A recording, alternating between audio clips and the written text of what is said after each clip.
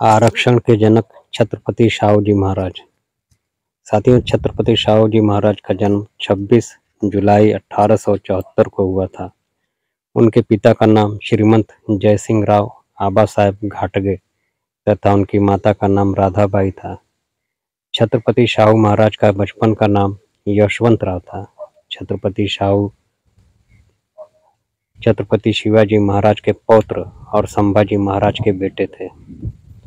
छत्रपति शिवाजी महाराज प्रथम के दूसरे पुत्र के वंशज शिवाजी चतुर्थ कोल्हापुर में राज्य करते थे।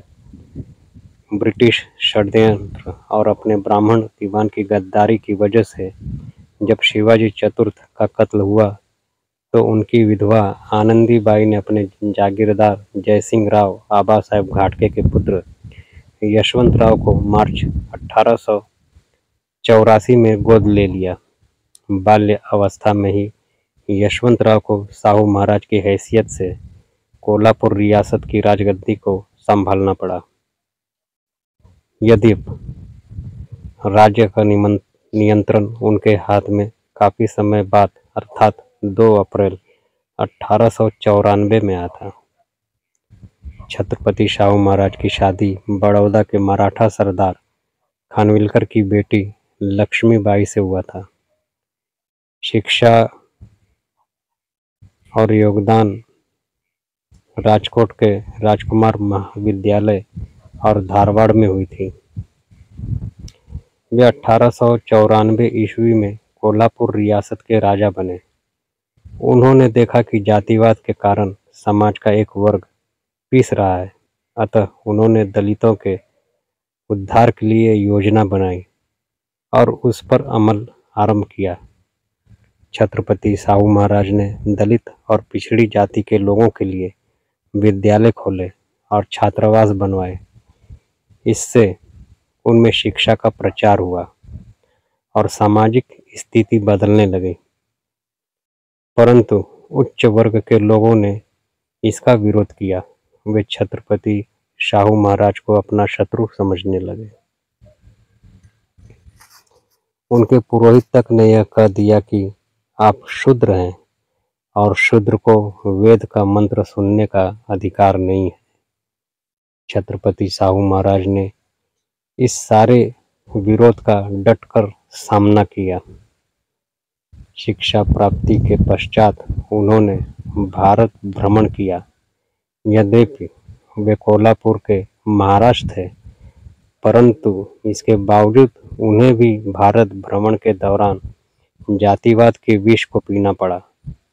नासिक, काशी व प्रयाग सभी स्थानों पर उन्होंने रूढ़िवादी ढोंगी ब्राह्मणों का सामना करना पड़ा। वे साहू जी महाराज को कर्मकांड के लिए विवश करना चाहते थे, परंतु साहू जी ने इनकार कर दिया।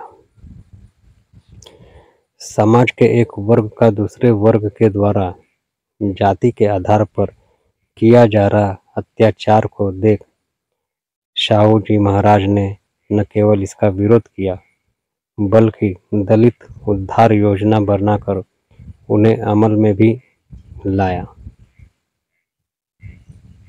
लंदन में एडवर्ड सप्तम के राज्याभिषेक समारोह के पश्चात साहू जी जब भारत वापस लौटे, तब भी ब्राह्मणों ने धर्म के आधार पर विभिन्न आरोप उन पर लगाए और यह प्रचारित किया गया कि समुद्र पार किया है और वे अपवित्र हो गए हैं। उनकी ये सोच थी कि शासन स्वयं शक्तिशाली बन जाएगा यदि समाज के सभी वर्ग के लोगों की इसमें हिस्सेदारी सुनिश्चित हो। इस उद्देश्य की प्राप्ति के लिए 1902 में उन्होंने अति शूद्र व पिछड़े वर्ग के लिए 50% का आरक्षण सरकारी नौकरियों में दिया। उन्होंने कोल्हापुर में शूद्रों की शिक्षा संस्थाओं की श्रृंखला खड़ी कर दी। अछूतों की शिक्षा के प्रसार के लिए कमेटी का गठन किया। शिक्षा को प्रोत्साहन देने के लिए छात्रवृत्ति व पुरस्कार की व्यवस्था भी करवाई। यद्यपि साहू जी एक राजा थे, परंतु उन्होंने अपना संपूर्ण जीवन एक समाज सेवक के रूप में व्यतीत किया। समाज के दबे कुचले वर्ग के उत्थान के लिए कई कल्याणकारी योजनाएं प्रारंभ की। उन्होंने देवदासी प्रथा, सती प्रथा, बंधुआ मजदूर प्रथा को समाप्त कर दिया, विधवा विवाह को मान्यता प्रदान की और नारी शिक्षा को महत्वपूर्ण मानते हुए शिक्षा का भार सरकार पर डाला। मंदिरों, नदियों, सार्वजनिक स्थानों को सबके लिए समान रूप से खोल दिया गया। साहू जी महाराज ने डॉक्टर भीमराव अंबेडकर को उनके अध्ययन व सामाजिक कार्यों के लिए कई बार आर्थिक मदद की। साहू जी महाराज के क्रांतिकारी कार्यों की प्रशंसा करते हुए डॉक्टर बाबा साहब भीमराव अंबेडकर ने कहा था कि वह सामाजिक लोकतंत्र के जनक हैं। साथियों, छत्रपति साहू जी महाराज की मृत्यु 10 मई 1922 को मुंबई में हो गई। ऐसे महान शख्स को कोटि कोटि नमन। जय भीम, जय भारत।